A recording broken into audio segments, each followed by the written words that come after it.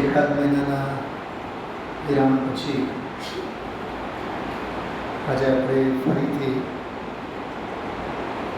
18મી વારના અને 19મી વારના,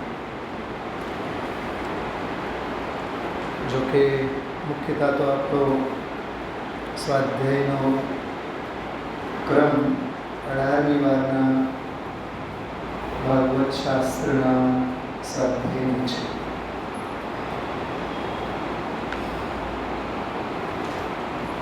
એક નહીં, 2-2, 5-5 નહીં, પણ 20-21 ભાગોમાં ભાગવત શાસ્ત્રના ભાગ છપાયેલા છે. હાર્ડ કોપીમાં તો કેટલા હશે ખબર નહીં, પણ વિતરાગવાનીમાં તો બધા જ ભાગ છે. હમણાં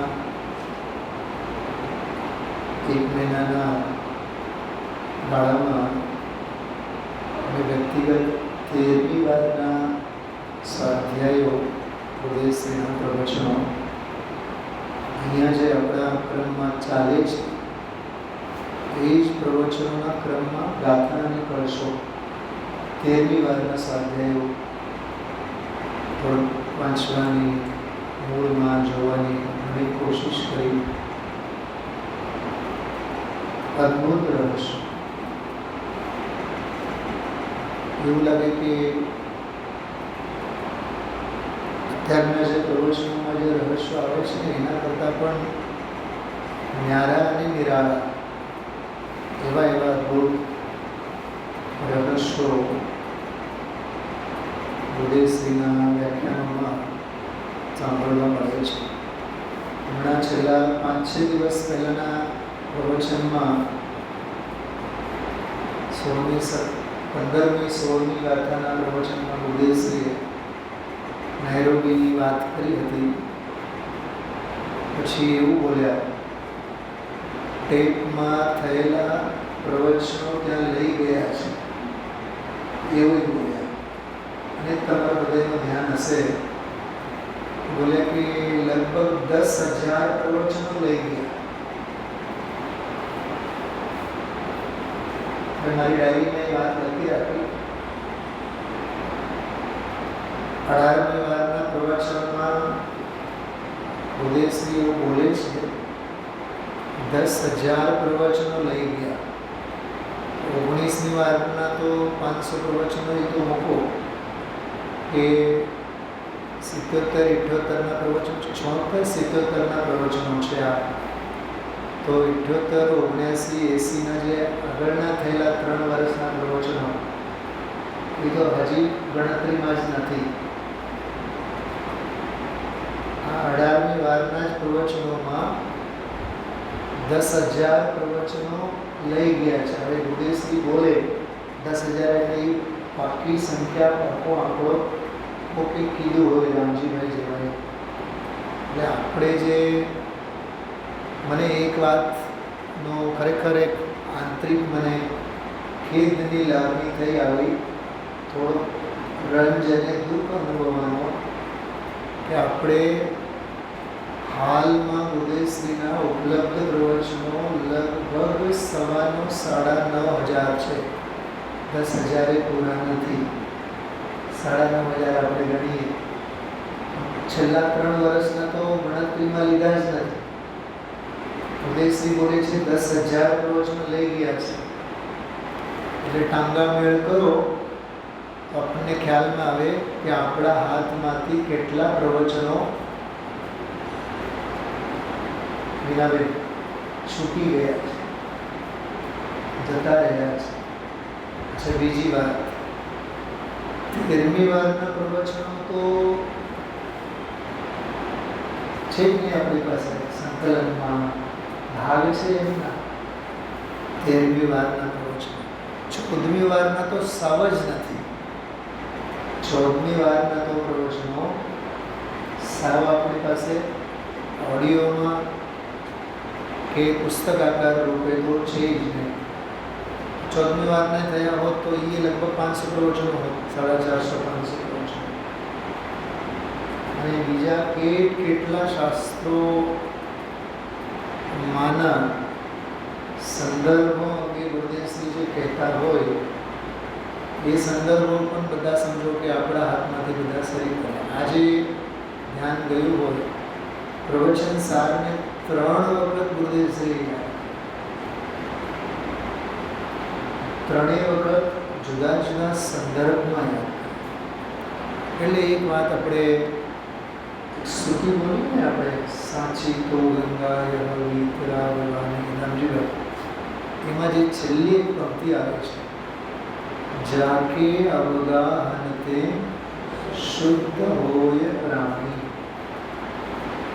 જાકે અવગાહનતે શુદ્ધ હોય પ્રાણી, સંત ચિત મરાલ વૃંદ રમે નિત્ય જ્ઞાની. શું છે મરાલ? શું છે મરાલ? શું છે મરાલ? બહુ સરળ અર્થ છે. એક વખત સાંભળીને સમજીને યાદ રાખવા જેવું છે. મરાલ એટલે હંસ થાય, રાજહંસ.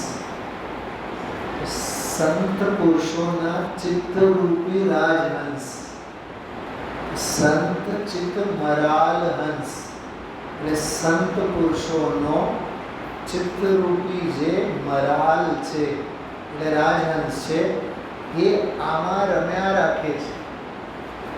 ખ્યાલમાં આવે છે? પ્રવાસન થાય છે. જેમ માન સરોવરમાં રાજહંસ હંમેશા રમ્યા રાખે છે. બીજા કોઈ પણ તળાવ અને સરોવરમાં રાજહંસ ન હોય, માન સરોવરમાં જ હોય. અને માન સરોવરની શોભા જ રાજહંસોને લીધે છે. શું કીધું? અત્યારે આપ કલ્પના કરો, છેલ્લા કેટલા દિવસ થયા, લગભગ 12-15 દિવસ થયા ને અહીંયા આપણે સ્વાધ્યાય, 15-20 દિવસ થયા, જેટલા પણ દિવસો થયા હોય. આ ભોજનશાળા હતી. હવે આપણા માટે નિત્ય અમૃત ભોજનશાળા છે. બંધ અધિકારનો મંગલાચરણ છે, બંધ અધિકારનો મંગલાચરણ. સાધક કેવા હોય? નિત્યામૃત ભોજી હોય. હવે તમે અહીંયા કલ્પના કરી શકો, કોઈ ચંપલ પહેરીને અંદર આવે, કોઈ કલ્પના કરી શકો કે રોટલી અહીંયા બેસીને ખાય, પાણી પીવે? વિકાસભાઈ, નામ નિક્ષેપ એની જગ્યા હોય, ભાવ નિક્ષેપ ભવ્ય જીવોના હૃદયમાં હોય. શું કીધું? અપ્રતિષ્ઠિત પ્રતિમા હોય ને, અપ્રતિષ્ઠિત પ્રતિમા. ચંદુભાઈ, ડૉક્ટર ચંદુભાઈના ઘરે તમે લોકો જોયા હો. ચંદુભાઈ ડૉક્ટર જૂના ઘરમાં, મકાનમાં એ બાજુમાં રહેતા. એક પ્રતિમા જે એમને ત્યાં હતી. ઘણા એની ઘરે, બીજાને તો ખ્યાલ નથી મને, પણ દિલીપભાઈ આપણા વિકાસભાઈને ત્યાં પણ છે, આપણે જ વિરાજમાન થયું છે ને. હા, 100 વર્ષ પછી નિયમ છે, 10 દશક થતા 100 વર્ષ પછી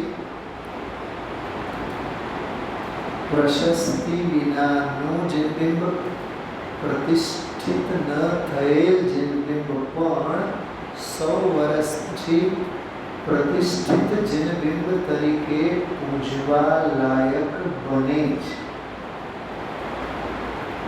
કેમ કે 100 વર્ષ સુધી એના ઉપર એક જીવ, ઘર ગૃહસ્થીઓ બધા વિનય વિવેકપૂર્વક પ્રક્ષાલ કે જે પણ એની વિધિ છે, એ બધી વિધિ અને જેને આપણે કહીએ કે સંસ્કાર, કલ્યાણકોના સંસ્કારપૂર્વક, પૂજ્યતાના ભાવોના સંસ્કારપૂર્વક તે જનબિંબને માત્ર નામ નિક્ષેપે ન રહેવા દીધા.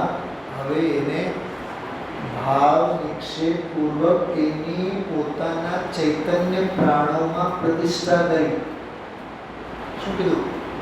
પોતાના ચૈતન્ય પ્રાણોમાં પ્રતિષ્ઠા કરી એ પાષાણની પ્રતિમામાં પણ સહેજે જ પ્રતિષ્ઠા થઈ જ ગઈ.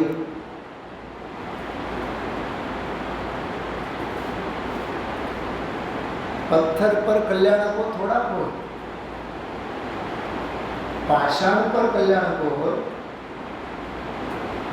કે જીવના હૃદયમાં અને જીવની પરિણતિમાં કલ્યાણકોની પરિણતિ હોય.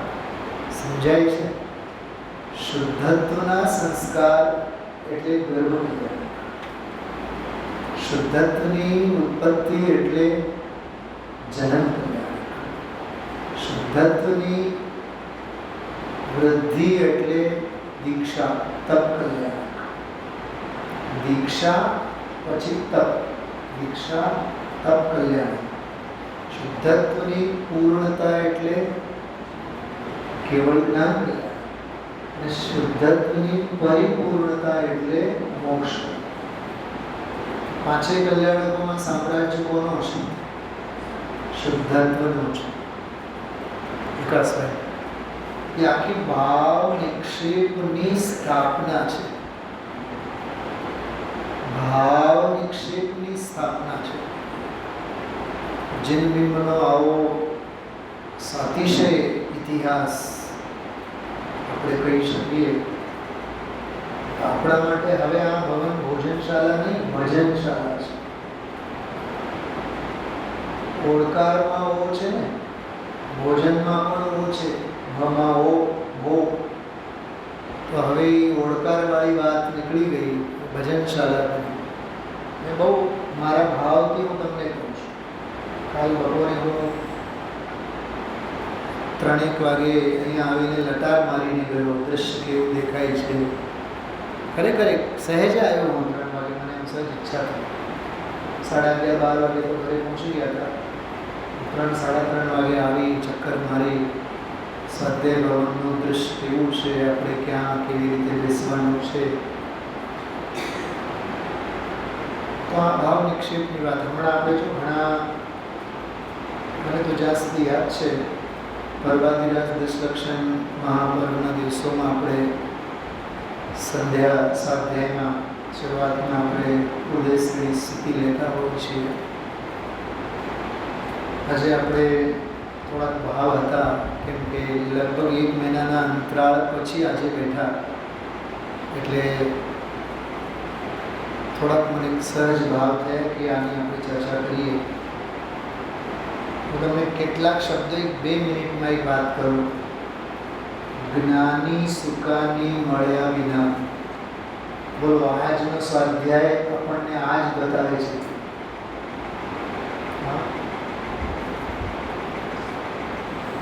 જે જાણનાર છે તે જ જણાય છે.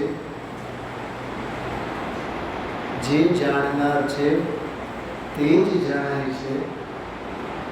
જણાય છે તે જાણનારને જણાતું નથી.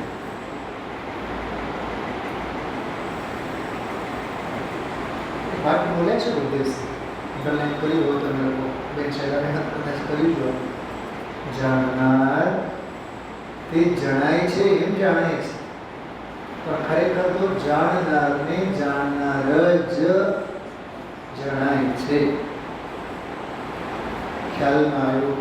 હા, પાણી ગમે તેટલું ગરમ હોય, અત્યારે ટાંકામાંનું પાણી સવારે 4 વાગે પણ તમે નળ ખોલો એટલે રામજીભાઈ ગરમ જ હોય ને. તો હવે જળે પોતાનું ધર્મ છોડી દીધો હશે 4 મહિના માટે. શું મહિના? 4 મહિના માટે જળે શીતળ ધર્મ છોડ્યો. સ્વભાવ કોઈ દી છૂટતું નથી અને સ્વભાવમાં વિભાવનો કદી પ્રવેશ થતો નથી. જળ ભાવે જળ પરિણમે, જીવ ભાવે જીવ પરિણમે. અનાદિ નિધન વસ્તુઓ પોતપોતાની મર્યાદા સહિત પરિણમે છે. કોઈ કોઈને આધીન નથી. કોઈ કોઈના પરિણમન કરાવવાથી પરિણમન કરતું નથી. હજુ કાલે મંદિર ગેટની અંદર પ્રવેશ કર્યા બાદ નજર મેં મારી ચારે બાજુએ એક સમતલ સ્થૂળ સ્કંધની વ્યવસ્થા. સ્કંધ કેટલા પ્રકારના છે? સ્કંદોના પ્રકાર કેટલા? કુંદન બોલો. નિયમ સારમાં આપણે સ્વાધ્યાય કરી ગયા છે. 6 પ્રકારના સ્કંદ હોય છે. ખ્યાલ છે? સૂક્ષ્મ, સ્થૂળ, 2 થયા. સ્થૂળ સૂક્ષ્મ, સૂક્ષ્મ સ્થૂળ, 4 થયા. સ્થૂળ સ્થૂળ, સૂક્ષ્મ સૂક્ષ્મ. 6 પ્રકારના સ્કંદો છે. ચારે બાજુએ બરાબર એક સમાન, એક સરખું કારીગરે કર્યું, આપણે વ્યવસ્થાપકે કર્યું, આપણે કર્યું, કોણે કર્યું? સાંભળજો, હૃદયશ્રીની ભાષામાં બોલું છું. બહુ માર્મિક વાત કરું છું, બહુ ધ્યાનથી સાંભળજો. આખું દેખાવામાં એક સ્થૂળ સ્કંદ છે. બરાબર? સ્થૂળ સ્કંદ એટલે જે ચર્મચક્ષુએ સહેજે આપણને ઇન્દ્રિય ગોચર થાય. પર્વત, પહાડ, પથ્થર, માટી, બધું સ્થૂળ સ્કંદ કહેવાય એને. ઠીક? હવે સ્કંદ કોને કહેવાય? અનંતા. બહુ સરસ. અનંતા પરમાણુઓનો પિંડ એને સ્કંદ કહેવાય. હવે હૃદયશ્રી કેટલી માર્મિક વાત કરે છે સાંભળો. હૃદયશ્રીનો અધ્યાય અનંતા પરમાણુઓને લીધે સ્કંદ બન્યું છે. એ અસદભૂત વ્યવહાર નહીંનો વિષય છે. કેમ કે એક સ્કંદમાં જે અનંતા પરમાણુઓ છે, એ પરમાણુ કોઈ દી સ્કંદ રૂપે થયેલા જ નથી. પરમાણુ રૂપે જ છે. એનો અર્થ શું થયો? જોવાની દ્રષ્ટિ કેવી? સંયોગ રૂપ સ્કંદમાં પણ થોડું મેચિંગ વાળા શબ્દો બોલો. સંયોગ રૂપ સ્કંદમાં પણ અસંયોગી પરમાણુઓ સ્વતંત્ર ને સ્વાધીન છે. વિકાસભાઈ, કારીગરે કર્યા છે એ તો વાત ઉડી ગઈ. વ્યવસ્થાપકોએ કે આપણે બધાએ મળીને મુમુક્ષુઓ કર્યા છે એ વાત તો ઉડી ગઈ. અરે સ્કંધોએ કર્યા છે એ વાત ઉડી ગઈ. પરમાણુઓ પણ કર્યા છે એ વાત ઉડી ગઈ. છતાં થયું તો છે. હૃદયશ્રીનું એક સૂત્ર યાદ રાખવા જેવું છે. બહુ અદ્ભુત મંત્ર છે. થાય એને કરે કોણ? ન થાય એને કરે કોણ? થાય એને કરે કોણ? ન થાય એને કરે કોણ? અને જાણે એ કરે શું? જાણે એ કરે શું અને કરે એ જાણે શું? સમજાય છે? કરે કર્મ સો હિ કરતારા, જો જાણે સો. વાહ, એટલું સરસ શબ્દ છે બનાસદાસજીનો. જો જાણે સો જાણનહારા, જાણે સો કરતા નહીં કોઈ, કરે કર્મ સો જાણે નહીં હોઈ.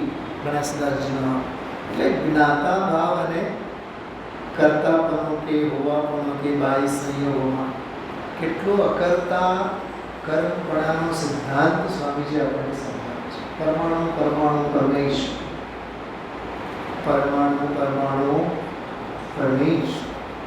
એટલે આ વાત સમજાવનારા આપણને જ્ઞાની સુકાની મળ્યા વિના એ નાવ પણ થોડીક વાત મને ધ્યાનમાં આવતી હતી. અચ્છા, 17મી 18મી ગાથા ટીકાને 2-4 વખત ઘરે વાંચજો. હું આજે જે દ્રષ્ટિએ વાંચવાની વાત કરું છું એ દ્રષ્ટિએ વાંચજો. થોડાક ન્યાયના ભારે ભરકમ શબ્દો હું હમણાં બોલીશ 2 મિનિટ પછી. તમે કામ કરો, 17મી 18મી ગાથાની જે ટીકા છે તમારી પાસે કદાચ હશે. મને એમ લાગે લગભગ આમાં પીડીએફમાં તો નથી, આમાં છે. હા, આમાં જો એવી વિડંબનાની વાત છે, પીડીએફમાં મૂળ ગાથાઓ સાથેની ટીકા છે જ નહીં. પીડીએફ ફાઇલમાં શૈલાબેન વધીને કેટલા 25 પેજ વધી ગયા હોય, 30 પ્રવચનો તો હોય છે, 10-15 ગાથાઓ હોય છે. 10-15 ગાથાઓ અને ટીકા, સંસ્કૃત ટીકા અને ગુજરાતી અનુવાદ અને બાબત 2-3 પાના વધી ગયા હોત, 50 પાના બીજા પણ ઠીક છે. હવે એ તો થવા કાળ છે, થયું. પીડીએફ ફાઇલમાં નથી, આમાં છે. આટલું તો ભાગ્ય આપણો હજી. હા, હું તો રોજ બધા કરું, મારા પીડીએફમાં મળે જ નહીં ત્યાં. પછી સાથે મેં સમયસર ઓરિજિનલ જયસેન આચાર્યને તમને સ્વાધ્યાય ગ્રુપમાં શેર કરી છે. તમને કદાચ ક્યારેક કોકવાર જે લોકોને ટેવ છે, તમે સ્વાધ્યાય ગ્રુપમાં બેઉ ટીકાની એક જ ગ્રંથ છે. ગુદેશ ઘણીવાર 320 નંબરની ગાથા યાદ કરે, ફળદેની ગ્રંથ તમે ઓપન કરો અને ઓરિજિનલ ટીકા જોઈશો. હમણાં ગુદેશની 200 નંબરની ગાથા, ચરણાની છુચુચુલિકાની 201 નંબરની ગાથા યાદ કરી, 294 નંબરની ગાથા યાદ કરી. એ બધું ઓરિજિનલ સાથે જો હોત આપણી પાસે, મેં બધું ઓપન કરીને જ બેઠો હતો. જ્યારે ગુદેશજી બોલે એટલે 5 સેકન્ડ નહીં લાગે. કાં તો એક પર્સનલ એક પેજમાં, વોટ્સઅપના એક પેજમાં, કાં તો ટેલિગ્રામનો એક પેજ બનાવો પોતપોતાના નામે. મેં તો 2 પેજ બનાવ્યા છે. એક પેજમાં માત્ર પીડીએફ ગ્રંથો, લગભગ 5,500-6 હજાર ગ્રંથો એમાં શેમાં ટેલિગ્રામમાં. અને એની પછી ગૂગલ ડ્રાઈવ સુધી એક ડ્રાઈવમાં 200 શાસ્ત્રો છે. 50-100 તો ડ્રાઈવ સેવ કરીને રહેલા છે. એટલે જો સંકલન આપણી પાસે બધું હોય. અત્યારે તો મને ભલેને દેહની સ્થિતિ તો જે બની હતી, પણ તે જ દિવસોમાં મારી પાસે એવું ગૂગલ ડ્રાઈવ મળ્યું જેમાં ધવલાના 18 ભાગ, ચૌદહેલાના 18 ભાગ અને મહાધવલાના 7 ભાગ, શરખંડના કષાય પાવું, બધા જ ઓરિજિનલ ગ્રંથોનો આખું ગૂગલ ડ્રાઈવ મને મળ્યું. પર્સનલ મને મારા પેજ ઉપર આવ્યું. તો હું તો એમ સમજું છું, એ તો દેહની સ્થિતિ તો જે છે એ છે, પણ આપણે જીનવાણીની પાછળ પડીએ કે નહીં પડીએ, પણ આ જીનવાણી અને તત્વજ્ઞાન તો આપણી પાછળ છે જ. અદ્ભુત, જોઈને જ આનંદ. એમાં મહાબંધના તો મેં લગભગ 100-150 પેજ તો મારો સ્વાધ્યાય કરવાનો હતો.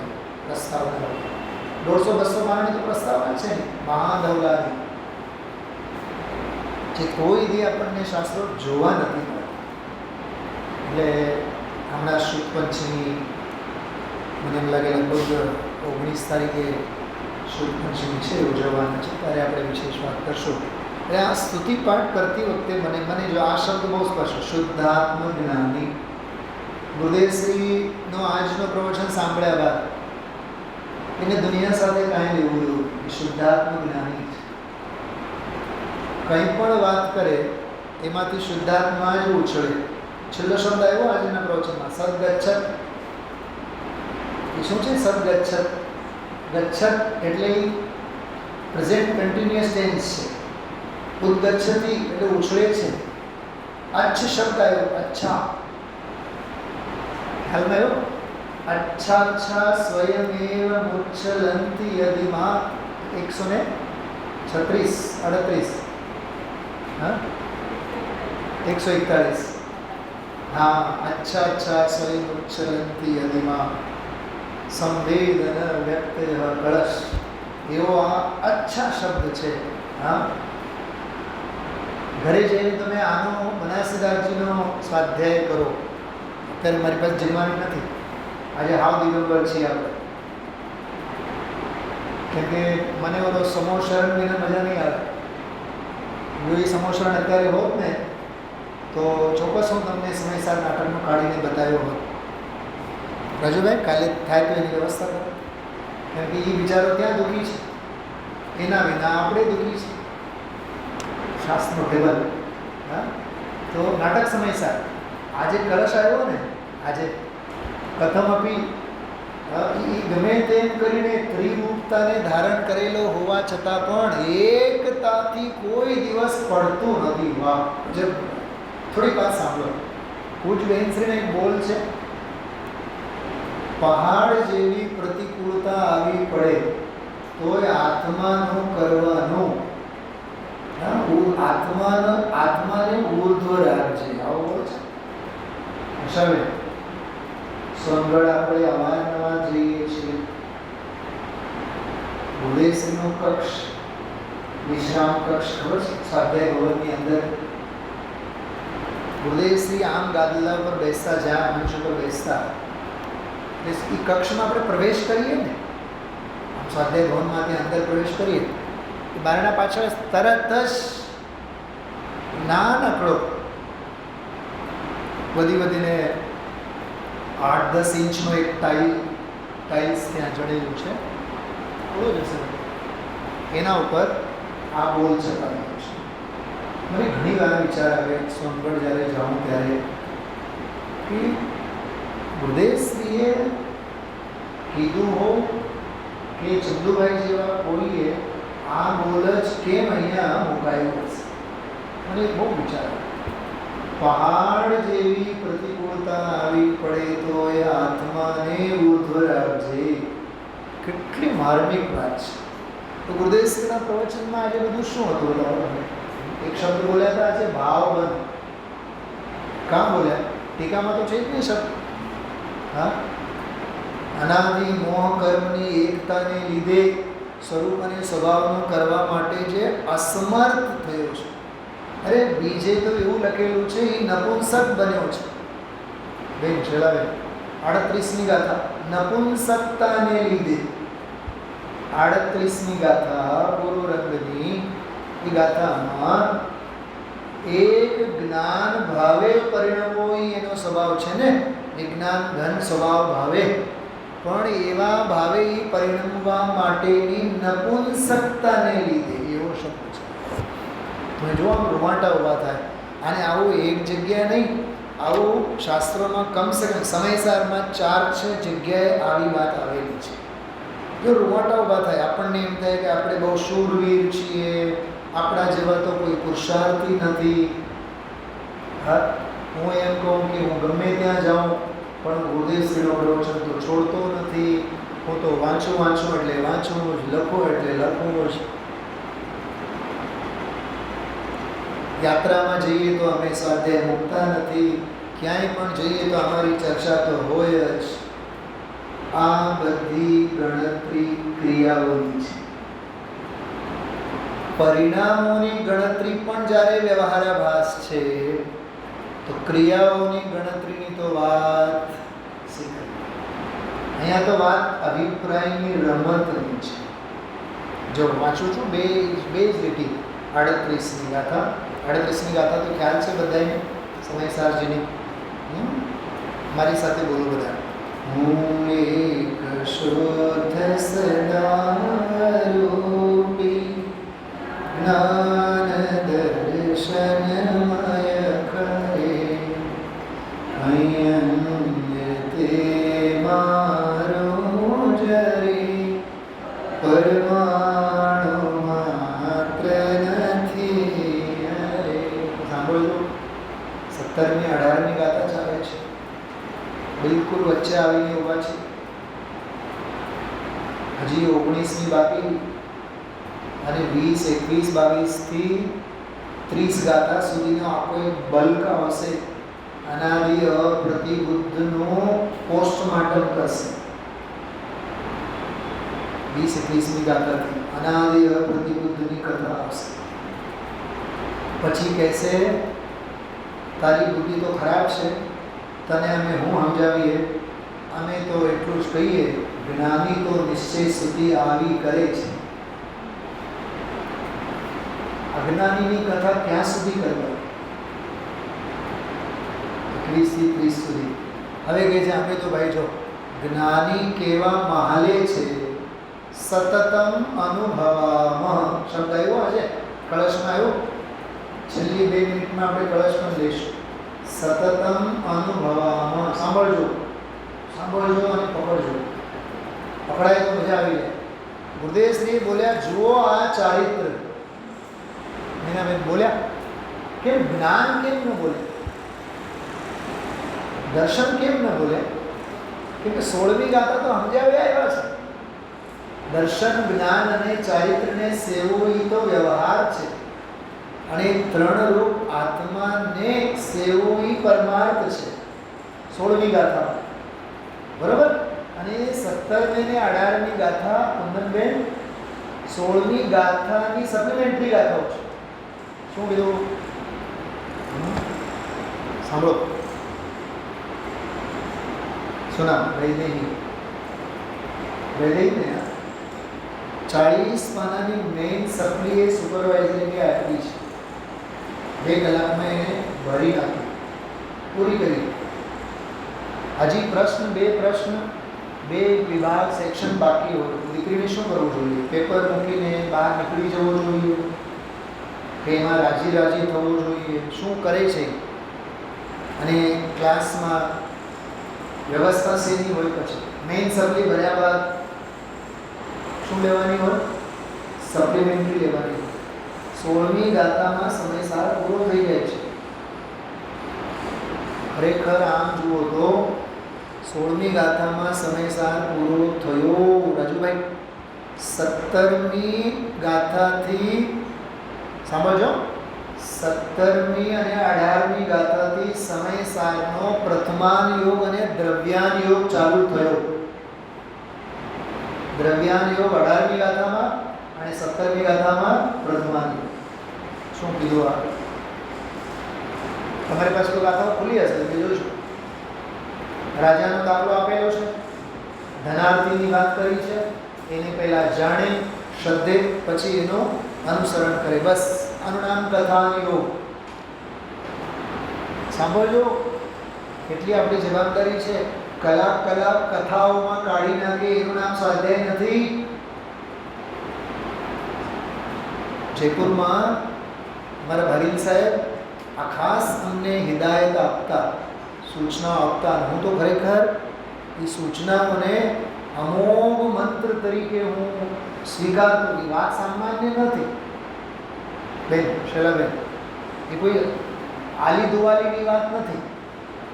કલાક કથાઓમાં જ કાઢી નાખો. સાર તો આવવો જોઈએ ને. 17મી 2 લીટીની ગાથામાં પ્રથમાન યોગ, કથાન યોગ સમજાવ્યા. જેમ વાળી વાત 17મી ગાથામાં પૂરી થઈ. પ્રથમાન યોગ પૂરો થઈ ગયો. 16 ગાથા સુધીનો જે વિષય હતો એની કથા 17મી ગાથા. અને એ જે લાંબી કથા કરીને આવ્યા, લાંબો જો વર્ણન કરીને આવ્યા પહેલી ગાથાથી 16મી સુધી, એનો પ્રથમાન યોગ 17મી ગાથામાં અને એનો દ્રવ્યાન યોગ 18મી ગાથા. અને હવે તો બિલકુલ ક્લાઇમેક્સ તરફ આગળ જઈ રહ્યા છે. કંઈક સમજાય છે? હા. અને હજી 17-18મી ગાથા પૂરી નથી થઈ. તમે ટીકામાં જોશો ને, 17મી ગાથા માત્ર 4 લીટીમાં સમજાવ્યા છે. અને આચાર્યને એટલી ઉતાવળ હતી 18મી ગાથા સમજાવવા માટે કે 4-5 લીટી સમજાયા બાદ એમ કરીને 18મી ગાથાની ટીકા ચાલુ કરી.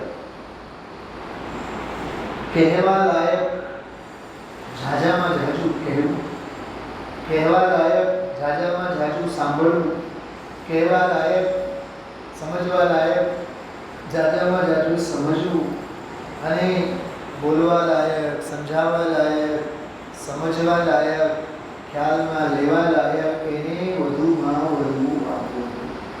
18મી ગઈકાલના પ્રવચનમાં શું બાકી હતું? પૂરું તો થઈ ગયું. પણ સાધ્યની ઉત્પત્તિ કેવી થાય એની મેઇન વાત પૂરી કરી. આજે અન્યથા અનુત્પત્તિ વાળો એક બીજો ન્યાય બાકી હતો, એ પૂરો કરો. અને બાકી રહ્યું સમાપન સમારોહમાં બેઉને એક ફકરામાં પૂરું કરી નાખ્યું છે. ધ્યાન ટીકા તરફ મારું. હું વાંચીને બધું બતાવીશ તમને. જો એક મર્મની વાત આમાં પહેલાં સમજો જે અનાદિ મોહરૂપ અજ્ઞાનથી શબ્દ તરફ ધ્યાન મોહરૂપ અજ્ઞાનથી તમે લોકો જો સમયસર પોતાનો ગ્રંથ ઘરમાં સમયસર વાંચન કરતા હો ને સ્વાધ્યાય કરતા હો તો અંડરલાઈન કરવા જેવું છે મોહરૂપ અજ્ઞાનથી કર્મના ઉદયથી નહીં પરના સંયોગથી નહીં બરોબર મોહરૂપ અજ્ઞાનથી હવે થોડુંક શ્રીમદજીના આત્મસિદ્ધિને યાદ કરો કે મોહ ભાવ છે એ શું છે મોહ કર્મ નિજ કલ્પના શું કીધું મોહ કર્મ નિજ કલ્પના સીધો એનો અર્થ થાય ભાવ કર્મ तो द्रव्य कर्म तो निराल है आज बोला कर्म विचारे कौन भूल मेरी अधिकारी तो द्रव्य कर्मों तो ही दुनिया में तो छे पण दुनिया में द्रव्य कर्मों होવું એ અપરાધ નથી અપરાધ તો છે ભાવ એટલે પોતાનો અપરાધ તો મોહરૂપ અજ્ઞાનથી ઉન્મત્તપણાને લીધે જો પાગલપણું આ ઉન્મત્તપણાની વાત અહીંયા આચાર્ય અમૃતચંદ્ર દેવ ટીકામાં લખે છે સાંભળો છઠ્ઠી ગાથામાં તો આચાર્ય દેવ પોતે જ લખે છે છઠ્ઠી ગાથામાં 19મી ગાથા સમાધિ શતક હું બીજાને ઉપદેશ આપી શકું કે બીજો મને ઉપદેશ આપી શકે એ અમારો પાગલપણું છે ઉન્મત્ત ચેષ્ટા છે ઉન્મત્તપણાને લીધે અત્યંત અપ્રતિબુદ્ધ હતો જો આ 20-21મી ગાથાથી 30મી ગાથા સુધી આપણો 10 ગાથાનો છે અત્યંત અપ્રતિબુદ્ધ હતો અપ્રતિબુદ્ધનો અર્થ બહુ સરસ છે મને તો જયપુરમાં હતો ત્યારે અપ્રતિબુદ્ધનો અર્થ જ્યારે પહેલી વખત સાંભળ્યો બહુ આનંદ આવ્યો તો ગજબનો શબ્દ શોધી કાઢ્યો છે પ્રતિ એટલે સન્મુખ થાય કોઈ પ્રત્યે ગુજરાતીમાં આપણે પ્રત્યે કહીએ તો આત્મા પ્રત્યે જે બુદ્ધિ ધરાવતો નથી બુદ્ધિ એટલે જ્ઞાન બુદ્ધિ એટલે શ્રદ્ધા બુદ્ધિ એટલે આચરણ ટૂંકમાં શ્રદ્ધા જ્ઞાન ચારિત્ર વલણ સમજણ ઝુકાવ જે આત્મા પ્રત્યે ધરાવતો નથી એટલે નથી પ્રતિ એટલે આત્મા પ્રત્યે બરાબર સમજાય છે ખ્યાલમાં આવે છે જો એક વાત પ્ર એટલે ઉત્કૃષ્ટ થાય અને તી જે અક્ષર છે ને તી એ તી અક્ષર જેમ કે એક શબ્દ સાંભળ્યો તમે ઇતિ સાંભળ્યું છે ને ઇતિ ઇતિ તી શબ્દ છે અથવા પ્રાપ્તિ તી શબ્દ જે બનેલું છે એ પ્રાપ્ત્યર્થક મેળવવાના અર્થમાં છે તો પ્ર એટલે ઉત્કૃષ્ટ આત્મા તી એટલે પ્રાપ્તિ તો પ્રતિ એટલે આત્મ પ્રાપ્તિની જેને બુદ્ધિ નથી એવો અપ્રતિબુદ્ધ શું સમજ્યા આવું બધું લખેલું ક્યાંય મળશે ખ્યાલમાં આવે છે શબ્દ સાંભળ્યા બાદ આમ રોમાંચ થવો જોઈએ આપણને પ્રતિબુદ્ધ એટલે જ્ઞાની અને અપ્રતિબુદ્ધ એટલે અજ્ઞાની પણ એનો અર્થ આવો થાય ભાવભાષણ પૂર્વક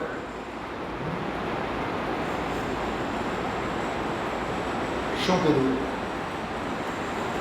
કોઈ બહેને સમજો સોનાની માળા પહેરી મોટા મણકા હોય બધા તો સામેવાળાને માત્ર સોનાનો જ ભાવભાષણ થાય છે કે કંઈક ઘરેણાનું વિશેષ નામ લઈને બોલે ગુજરાતમાં તો ક્યાંય પદ્ધતિ નથી તો લગ્નના પ્રસંગે વગેરે પહેરતા હોય કુંદન હાર શું બોલે કુંદન તારું નામ કુંદન છે તારું નામ સોનાબેન પણ કહી શકે પડે ગોલ્ડનબેન આવતીકાલથી નામ બદલાવી નાખો ને સુવર્ણાબેન તો સુવર્ણાબેન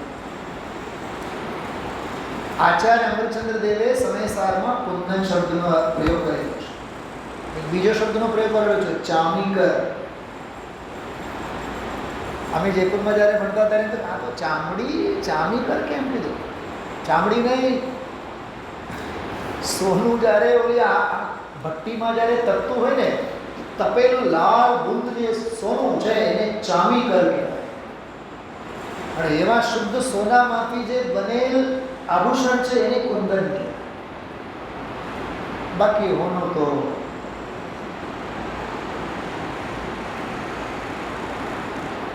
સમજાય છે. સંસ્કૃતમાં સોના માટે, સુવર્ણ માટે 21 શબ્દો આવે છે. 21 શબ્દના અર્થ જુદા છે. શબ્દસ્ય અર્થાઃ અનેકા, અનેક અર્થો હોય છે. તો અપ્રતિબુદ્ધ શબ્દની જે મેં વાત કરી તમને, આ તો આપણામાં ગંભીરતા ઘણી છે. બાકી તો તમે બેઠા છો બધાને એકના શબ્દના પોસ્ટમોર્ટમ આપણે કરીશું. અને જો એ કરીએ તો પછી આવતીકાલે અહીંયા બેસવા માટે જગ્યા ના રહે. બાગેશ્વર જેવું થઈ જાય. રાજુભાઈ પાગલ પણ છે બધું. હા, તુમારે દર્શન બિન સ્વામી મુझे નહીં ચૈન પડતી. સાચા દેવ ગુરુ ધર્મ વિના સાચી વાણી કાને પડે. નિયમ સારનો દાખલો આપ્યો તો ખ્યાલ હશે. કાનમાં જાણે કે અમૃત વરસતો. બોલે હતા ને 4-5 દિવસના પહેલાના પ્રવચન વિનાભાઈ, એ નિયમ સારનો શ્લોક હતો જ નહીં. સમય સારનો કળશ હતો. એ સમય સારનો કળશ નિયમ સારમાં પદ્મપ્રમલધારી દેવે લીધું છે. પણ ઠીક છે, હૃદયશ્રી આપણને નિયમ સારના નામે પીરસ્યા તો ખાલી લેવાનું આપણે. હા, 31, 32, 33મી ગાથાના સંદર્ભમાં કળશ છે. 31મી ગાથા કઈ? શરીરની સ્તુતિ કરવાથી આત્માની સ્તુતિ થતી નથી. એના સંદર્ભમાં કાંતેવ સ્નપયંતી વાળો કળશ છે. એનો અર્થ ઉદ્દેશ્ય કરે. આમાં એ લખ્યું છે અત્યંત મારે તમને ભાવાસન કરાયું અપ્રતિબુદ્ધ. બસ યાદ કરજો. અત્યંત પ્રતિબુદ્ધ શું છે? હર્ષાબેન, અત્યંત પ્રતિબુદ્ધ ગોમટસાર શાસ્ત્રમાં એક શબ્દ આવે છે ભાવ કલંક સુખો. શું કીધું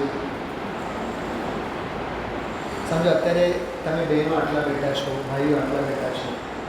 આપણા ભાઈ જગદીશભાઈ બેઠા છે. ઓકે, માહિતીની વ્યવસ્થા આપણે બધાએ ધ્યાનથી સાંભળીએ છીએ. વ્યવસ્થા બરાબર ચાલે છે માહિતી. પણ એ ભાઈનું ચિત્ત જો કેવળ અને કેવળ એ વ્યવસ્થામાં જો બની રહે અને ભાવથી આ સાંભળવામાં જો એને રસ ન જ હોય, વર્ષો સુધી અહીંયા આવીને બેસતા હોવા છતાં, તો એને ગોમટસાર કહે છે ભાવ કલંક. આપણા હંસરાજભાઈ છે ચોકીદાર. મેં આટલા વર્ષોમાં 29 વર્ષોમાં એક ચોકીદારને જોયું. સ્વાધ્યાય ચાલતું હોય, રાત્રિના સ્વાધ્યાય, તો ઓટલા ઉપર આવીને બેસે, સ્વાધ્યાય કરે, આખો દિવસ વાંચતો જ હોય. મંદિરમાં જે હાથમાં પુસ્તક આવે કંઈ પણ હું જોઉં ઘણી વાર, હું એને જોઉં, એને કહું ઘણી વાર, વાંચવાનો રસ સાવ મેં અંગૂઠા છાપ જેવું લાગે. 2000-3000 પણ ભગવાનના હાથમાં, અને સમજે બધું. એટલું જ નહીં, ચિંતામણી પાર્ષદમાં હું જ્યારે વિધાનમાં ગયો ત્યારે સાથે આવ્યા. સોનગઢ પંચકલ્યાણમાં અહીંયા રજા મૂકીને ગયા. લગભગ અહીંયા હતા કે નહીં ખબર નહીં મને, જ્યાં પણ નોકરી કરતા હોય, મૂકીને પ્રતિષ્ઠામાં ગયા. કેટલાક તો પંચકલ્યાણમાં ગયા છે. કહેવાય શું? મંદિરનો ચોકીદાર. હા, અને આ જો આ વારસો લે અપનાવે એનો વારસો છે. બહારના ઉદય સાથે કાંઈ લેવું દેવું નથી. એટલે અત્યંત પ્રતિબુદ્ધ. હું કહું છું તમને, ભાવ કલંક સકોડા નિગોદવાસમ ન મુંચંતી. નિગોદવાસને આ જીવ અનંતકાળ સુધી કેમ નથી છોડતો? માટે જ નથી છોડતો. એ ભાવ કલંક સુખો. કોઈ ફેવિકોલથી તમે આ ચોંટાડો નહીં, નહીં નીકળે તો નહીં નીકળે, વર્ષો સુધી નહીં નીકળે. કેમ? ચોંટીને જ કેમ બેઠો હોય? કેમ કે એનો આખી પકડ જ જોરદાર હોય. સમજાય છે? હા. ગુરુદેવ શ્રી બાહુબલીની યાત્રા માટે ગયા, સ્વાધ્યાય માટે મંચ તૈયાર. ગુરુદેવ શ્રી બાહુબલીની સામે ઊભા અને ઓલી મોટી મોટી લાઇટો બાહુબલી ઉપર પડ્યા છે. સાંજનો સમય હશે, બાહુબલી ઉપર પડ્યા છે અને આમ બાહુબલી ભગવાન તરફ જોઈ જોઈને ભક્તિમાં એટલા ગળાડું કે બાબુભાઈ મહેતા જેવા કે બ્રહ્મચારી ચંદુભાઈ જેવા એક પછી એક 4-4, 6-6 જણા બધા ગુરુદેવશ્રીને બોલાવવા માટે ઊભા. કેમ? 4 જણા જોઈએ તેડવા માટે. નિશાળના છોકરાને જેમ પકડીને લઈ આવવાનું છે એમને કામ. અચ્છા, એના 10 મિનિટ પહેલાં તો ગુરુદેવશ્રીને કીધું તો હશે ને કે સ્વાધ્યાય છે, આપણે સ્વાધ્યાય લેવાનું છે. કીધું શું હોય ને, ખ્યાલ તો હોય ને એમને. તો ભગવાનની ભક્તિમાં જઈને એટલા બધા ગળાડૂબ થઈ ગયા, ભૂલી ગયા કે બાહુબલી છે કે હું પોતે બાહુબલી છું. આવી હોય છે ભક્તિ. સ્વાધ્યાય કરો તો ગુરુદેવશ્રી જેવો, ભક્તિ કરો તો ગુરુદેવશ્રી જેવો.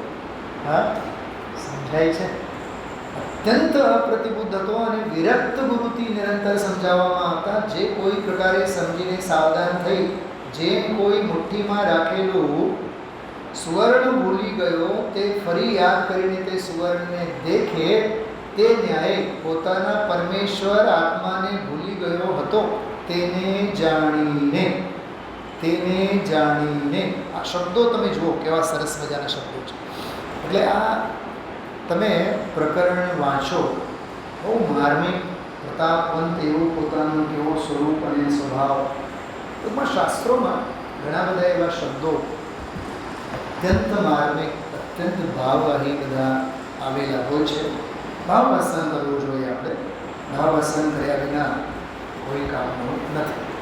ગુરુદેવશ્રીની સ્તુતિમાંથી બધા સરસ શબ્દો મને બહુ સ્પર્શા. પહેલાં હું થોડાક ટીકા જો તમારી પાસે હશે એની એક બે ન્યાયની વાત કરીએ. પહેલાં કઈ છે પાનામાં? 17 વાંચો.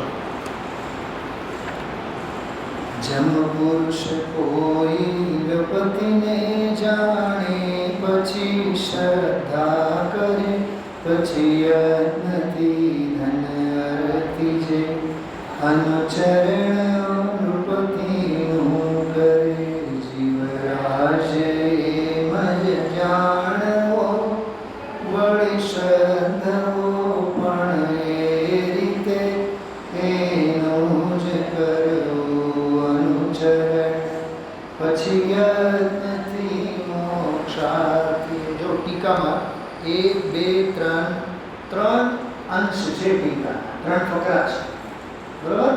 3 ફકરા છે. બીજા ફકરામાં ન્યાયનો એક પ્રકરણ, ત્રીજા ફકરામાં ન્યાયનો બીજો પ્રકરણ. ભાવાર્થ તો જુદું જ છે, બરાબર? ભાવાર્થ તો સાવ જુદું છે. એટલે આખી ટીકાનો અર્થ છે. સમજાણું? પહેલા ફકરામાં દ્રષ્ટાંત અને સિદ્ધાંત. શું સમજાણું? પહેલા ફકરામાં દ્રષ્ટાંત છે, દાખલો છે અને સિદ્ધાંત છે. સમજાવવાની રીત એ દ્રષ્ટાંત અને સમજાવવાની વસ્તુ એ સિદ્ધાંત. જે સમજવું છે એની વાત, બેઉની ચર્ચા આમાં પહેલી ટીકાના પહેલા પ્રકરણ છે. હું બધું નહીં વાંચું કેમ કે સમય થઈ ગયો છે. નિશ્ચયથી જેમ કોઈ ધનાર્થી લીધો, એમાં રાજાને જાણે, રાજાને સમજે, આ જ રાજા છે, શ્રદ્ધાન કરે, અવશ્ય રાજા છે. જો આ અવશ્ય રાજા છે. આ નિશંકતા, આજે આવ્યું ને નિશંકતાવાળી વાત. અને પછી સેવન કરે, જોજો, અનુચરણ કરે. હર્ષાભાઈ, અનુચરણ કરવું એટલે ઇંગ્લિશમાં એક સરસ શબ્દ આવે, ફોલો કરવું. પણ ફોલો શબ્દમાં એ ફોલો શબ્દ પહેલ છે. અનુચરણ કરો. ચરવું, સાંભળો, ચરવું એટલે ગાયો શું કરે? ખેતરોમાં જઈને ચરે. એટલે શું કરે? ખાય, ટૂંકમાં આરોગે, ભોગવે. અનુચર, અચ્છા, અનુ શબ્દ છે. અનુ કેમ? આચાર્ય દેવો પાસે અંદર અનુ શબ્દ શું કામ આવે? ચરણ કરવો એટલે કેવો હતો? નહીં. અનુ એટલે વારંવાર, નિરંતર. બારે વાહનોને એક શબ્દ આવે અનુચય, અનુપ્રેક્ષા. પ્રેક્ષા એટલે જોવું, અનુપ્રેક્ષા. અનુગમન એટલે અનુસરણ, અનુચરણ. અનુચરણ શબ્દ છે. ચરણ એટલે ચારિત્ર, ચરણી ચારિત્ર. હવે જો અનુચરણ કરે, સેવન કરે, આજ્ઞામાં રહે, પ્રસન્ન કરે. તમે એવો પર્સનલ ડાયરીમાં ચારેય શબ્દો એક જગ્યાએ લખી રાખો અને 2 પેજ ઉપર અનુચરણ કરે એના ઉપર એક 7-8 લીટી અને સેવન કરે એના ઉપર 4-6 લીટી, આજ્ઞામાં રહે એને પણ 4-6 લીટીમાં અને પ્રસન્ન કરે એને 4-6 લીટીમાં. એમ 2 પાના ઉપર આમ જો 2 પાના ઉપર આમ લખવાનું. મેં હમણાં સ્વાધ્યાય ગ્રુપમાં એક પેજ મૂક્યું હતું ખબર, પણ મૂક્યો એ મને એટલો આનંદ ન થયો. બીજો પાનો મેં મૂક્યું નહીં એનો મને બહુ દુઃખ થયું કે મારી પાસે સમય જ ન રહ્યો. અડધો લખવાનો, અડધો બાકી રહ્યો. બાકી મારી પાસે લખીને બધું રાખ્યું છે પણ ઓમાં ન લખવાનું. આમ સામે બધું જ મૂકવાનું, દરબાર ખુલ્લું હોવું જોઈએ સામે. બરાબર? 4 શબ્દો જો કેટલી માર્ગ, અને આ આચાર્યના મૂળ શબ્દો છે. અનુચરણ કરે, સેવન કરે, આજ્ઞામાં રહે, તેને પ્રસન્ન રહે. આજકાલના તો છોકરાઓ ઘણા એવા હોય, હમણાં 2-3 જણા આવીને બેઠા હતા, મા બાપના કહ્યામાં રહે. હા, અમારી દીકરી તો અમારા કહ્યામાં બહુ, અમારો આત્મન તો માનો તો એક વાત નહીં છોડે. દૂધ એટલે દૂધ જ પીવે, કડું કડિયાતું એટલે કડું કડિયાતું જ પીવે. જરાય છૂટ છપટ નહીં કરે ને ઇન્દ્રભાઈ. કેટલો આજ્ઞામાં છે. કેમ? અહીંયા કહે છે કે અનુચરણ કરે એનું નામ આજ્ઞામાં રહે, આજ્ઞામાં રહે એનું નામ સેવન રહે. જેના આજ્ઞાને માને તે જૈન, એની વાત નથી અહીંયા. જેના આજ્ઞાનું અનુચરણ કરે એનું નામ જૈન. સાંભળો, આ ટીકામાંથી જૈનની 4 વ્યાખ્યાઓ આપણે કરી શકીએ. જેના આજ્ઞાનું અનુચરણ કરે તે જૈન, જેના આજ્ઞાનું બીજું બોલો સેવન કરે તે જૈન, જેના આજ્ઞાની આજ્ઞામાં રહે તે જૈન, જેના આજ્ઞાથી પ્રસન્ન થાય તે જૈન. લાગી લોટરી. કાલે હું બસમાં બેઠો બેઠો ઈ નોટ્સ બનાવતો. સાચું કહો, પોતાના હૃદયને આપણે પૂછીએ, બધાને તત્વ સાંભળીને મન પ્રસન્ન કેટલું થાય છે બેન? હા, અચ્છા, બહુ પ્રસન્ન થાય છે. બહુ સરસ સમજીબેન. કરોડો રૂપિયાનો લાભ થાય તો પ્રસન્ન કેટલો થાય છે? નહીં, એમાંય થાય. એમાં થાય તો આ પ્રસન્નતા ખોટી, કેમ કે એક જ્ઞાનમાં 2 તલવાર રહે નહીં. શું સમજાય છે આ? કાં તો રાગની હોશો, કાં તો વીતરાગતાની હોશો. તત્વ સાંભળ્યા બાદ અને આવીને શાંતિથી બેઠા અને બસ ગુરુદેવશ્રીની મુદ્રા જોઈ, એમાંય આપણું હૃદય પ્રસન્ન પ્રસન્ન પ્રસન્ન પ્રસન્ન પ્રસન્ન. સાંભળો, પ્રસન્ન થવું એને આપ્ત પરીક્ષામાં, નિયમસારની ટીકામાં, આપ્ત પરીક્ષા આચાર્ય વિદ્યાનંદી દેવ, આચાર્યનું નામ લખી રાખજો, ગ્રંથનું નામ અંદર લખતી કેમ નથી? આપ્ત પરીક્ષા આચાર્ય વિદ્યાનંદી દેવ, એમનો એક શ્લોક નિયમસાર શરૂઆતના શ્લોકોમાં કોટ કરેલો છે. નહીં કૃતમ પ્રકારમ સાધવો વિસ્મરંતી, કે કરેલા ઉપકારને સજ્જન પુરુષો ક્યારે ભૂલતા નથી. એમાં એક શબ્દ આવે છે પ્રસાદ, પંચ પરમેષ્ઠીઓનો પ્રસાદ. એની ટીકામાં એનો અર્થ કર્યો છે પ્રસાદ એટલે પ્રસન્નતા. પિયા આજ્ઞામાં રહેતા શીખો. હું સાચી વાત કરું ને, હું જો ગુરુદેવશ્રીની સભામાં હોત રાજુભાઈ, તો ચોક્કસ હું એમને એક રિક્વેસ્ટ કરી હોત. રામજીભાઈ બાપુજીને સાથે લઈ જઈને હું એમને એક રિક્વેસ્ટ કરી હોત, તમે મોટા મોટા વિદ્વાનોના કહેવાથી 4 મહિના સુધી, બેન છેલ્લા 4 મહિના સુધી 143 પ્રવચનો આપ્યા. બરાબર?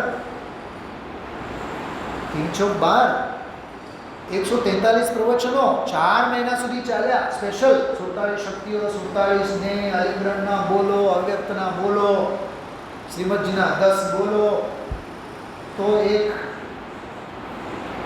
ગુરુકુલના વિદ્યાર્થીની વાત તમે નહીં માનો તો રામજીભાઈ બાપુજીને પહેલાં પટાવીને આપણે એની પાસે લઈ ગયા હોત અને કીધું હોત, બાપુજી એક રિક્વેસ્ટ ગુરુદેવશ્રીને કહું, 1 કલાક આના ઉપર વ્યાખ્યાન આપે.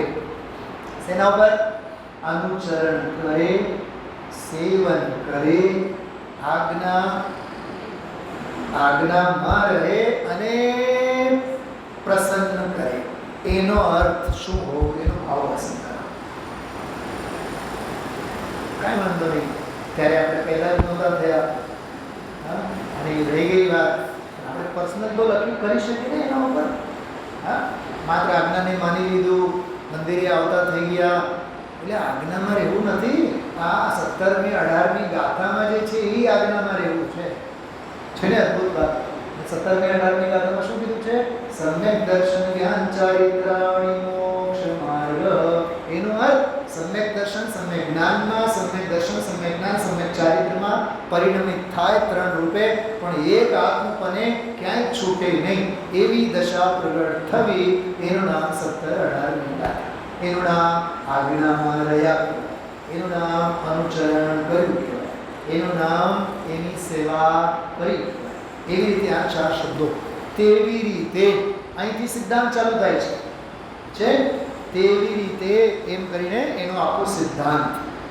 અચ્છા, એમાં એક શબ્દ આવ્યો છે, જો તેની સિદ્ધિની એ રીતે ઉપપત્તિ છે. શબ્દ યાદ આવ્યો? તેની સિદ્ધિની એ રીતે ઉપપત્તિ છે. આ શું છે ખબર? ઉપપત્તિ એટલે ઉત્પત્તિ, અસ્થિ વાળો બોલ. આની ન્યાયની ભાષામાં સાધ્ય સિદ્ધિ કહેવાય. કેમ લખો તમે? સાધ્ય સિદ્ધિ એટલું લખો. અને કાઉન્સમાં એક અઘરો શબ્દ લખો, અન્વય વ્યાપ્તિ. લખો, ઝડપથી લખો, અન્વય વ્યાપ્તિ. બીજો એક શબ્દ લખો, અસ્થિ. એટલે સાધ્યની સિદ્ધિ એને શું કહેવાય? અન્વય વ્યાપ્તિ. એને શું કહેવાય? અસ્થિ. પોઝિટિવ, સકારાત્મક વાળી વાત. તો આ વાત અહીંયા આમાં સમજાવી. શેમાં? સાધ્યની સિદ્ધિ એ રીતે થાય છે કીધું, પણ એનો વિસ્તાર બીજા ફકરામાં છે. શું સમજાણો? ફરીથી બોલું છું. તેવી રીતે એમ કરીને સાધ્યની સિદ્ધિ કેમ કરીને થાય એ સમજાય, પણ એને ન્યાયની શૈલીમાં બીજા ફકરામાં સમજાય. એમાં જો છેલ્લે આવ્યો શબ્દ આત્માની સિદ્ધિની એ રીતે ઉપપત્તિ છે. ઓલામાં છે ને આમાંય છે. ઓલામાં છે એ હજી પરિચયમાં હતો, આમાં છે એ મૂળ વાત છે. એને કહેવાય અન્વય વ્યાપ્તિ. બીજા ફકરામાં અન્વય વ્યાપ્તિ સમજાય. સાધ્યની સિદ્ધિ કેમ છે? શું કીધું? સાધ્યની સિદ્ધિ કેમ છે મને બતાવો. અસ્થિ વાળો વાક્ય છે કે નાસ્તિ વાળો વાક્ય છે? હા, સાધ્યની સિદ્ધિ કેમ છે એની ઉપપત્તિ શબ્દ છે, ઉત્પત્તિ નહીં. ધ્યાન આપજો, ઉત્પત્તિ નહીં. ઉત્પત્તિ એટલે તો ન્યૂ જનરેટ થવું, એનું નામ ઉત્પત્તિ. અહીંયા જનરેટ થવાની વાત નથી, પ્રાપ્તની જ પ્રાપ્તિ છે ઉપપત્તિ. વાહ, ગજબનો શબ્દ છે. હવે આ શબ્દનું બધું મને વ્યાકરણ મગજમાં આવે છે, પણ આજે અર્થ નહીં કરીએ, કાલે કરીએ. ઉપપત્તિ, ઠીક? તો આમાં અન્વય વ્યાપ્તિની વાત. અસ્થિ વાળો બોલ આમાં. આમ શ્રદ્ધા કરશો, આમ જ્ઞાન કરશો, આમ ચારિત્ર કરશો, તો જ્ઞાન શ્રદ્ધા ચારિત્રનો ક્રમ. એમાં એવું એ વાત વિશે સમજાવે છે. હવે બીજો ફકરો, પરંતુ. જો હંમેશા પરંતુ શબ્દ છે ને, મારી વાત સાંભળો, આ 2 ફકરામાં 5-5, 6-6 લીટીઓ છે. પહેલો ફકરો તો જવા દો. હવે બીજા અને ત્રીજા ફકરામાં કેટલી? જો 2, 4, 6, 7 લીટીઓ છે. 15 લીટીઓ છે. પણ એ 15 લીટીઓના આખી ચમક દમકને, 15 લીટીઓના અર્થઘટનોને એકની દિશા પૂરબ તરફ અને બીજાની દિશા પશ્ચિમ તરફ, ઉગમણા તરફ બીજો ફકરો ઉગમણા વાળો છે. શું કીધું? સાંભળો, એની યોગાની ભાષામાં કહું છું. બીજો ફકરો છે સૂર્ય નમસ્કાર વાળો. કયો? સૂર્ય નમસ્કાર વાળો. અચ્છા, યોગાના છેલ્લે યોગા જ્યારે કરે તો છેલ્લું આસન કયું કરવામાં આવે? કયું? શવાસન. ત્રીજો ફકરો શવાસન વાળું છે. નહીં સમજ્યા? જો યોગાના બેટા છે ડૉક્ટર સમજી જાય. હા, ઉત્પત્તિ કેમ છે એની વાત બીજા ફકરામાં અન્વય વ્યાપ્તિ. અને પરંતુ શબ્દ છે હંમેશા નેગેટિવ એપ્રોચમાં વાપરવામાં આવે છે. જેમ તમે મને હમણાં પૂછો, હવે તબિયત કેમ છે? ને બધું જ બહુ સરસ, બહુ મજામાં, બધું ઓલ વેલ, બધા રિપોર્ટ્સ વ્યવસ્થિત છે, બહુ વ્યવસ્થિત છે, આમ છે તેમ છે. અને પછી બોલો પણ છે ને, હવે શૈલાબેન કહે કે હવે હું પણ વળી, એનો અર્થ કીધેલ બધી અસ્થિવાળી વાત ઉપર પાણી ઢોળ. સમજાણો? તો સાધ્યની ઉપપત્તિ કેમ છે એ અસ્થિવાળી સમજાયેલી સર્પાતજી એવું કરે છે. પરંતુ જે કરી નથી શકતો, જે અનુભૂતિ સ્વરૂપ ભગવાન આત્મા આબાળ ગોપાળ સૌને સદાકાળ પોતે જ અનુભવમાં આવતો હોવા છતાં જો એમાં મૂક્યું છે.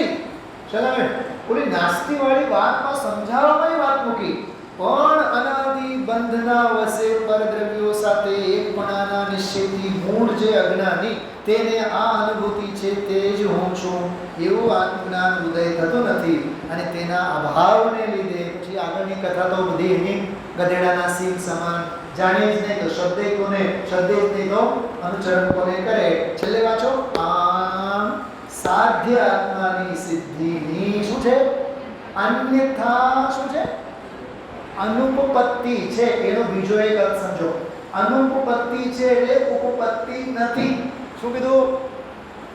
ઉપરના ફકરામાં ઉપપત્તિ છે કીધું ને, તો એ અન્વય વ્યાપ્તિ. હવે અનુપપત્તિ છે એટલે નાસ્તીવાળી વાત. એને કહેવાય વ્યતિરેક વ્યાપ્તિ.